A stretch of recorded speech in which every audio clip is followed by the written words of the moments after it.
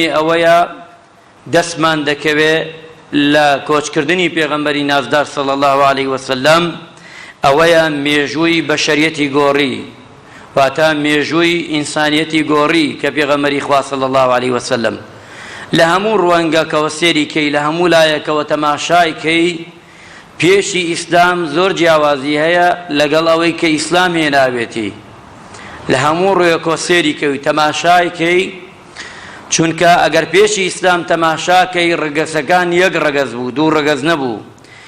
بەس حەساب ئەکرا بۆ دەوڵەمەند حەساب نەئەکرا بۆ فەقیر بەس حەساب ئەکرا بۆ پیاو چینی نێرینە حەساب ناکا بۆ چینی مێینە هەرکێ بە قووەت بووایە خوارەکەی خۆی ئەخوارد دەستی بڕوایە هەموو شتێکی دەکرد تەنانەت لە هەموو معاملەی ترشدا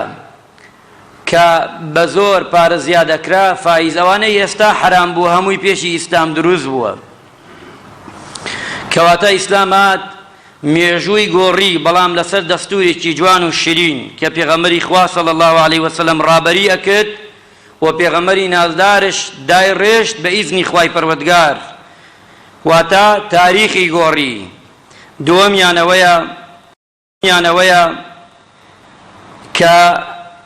ئەسبابی نەسرە سەرکەوتنە چونکە پێغەمبەری خوا صلی الله عليه وسلم نایتوانی لە مەکەدا دیفاع لە خۆی بکە لە دەوروبەرەکەی کە لە ئاینەکەی بکە چونکە چووە مەدینە لەوێ توانی زیاتر سەرکەوێ زیاتر ئاینەکەی بڵاو بکاتەوە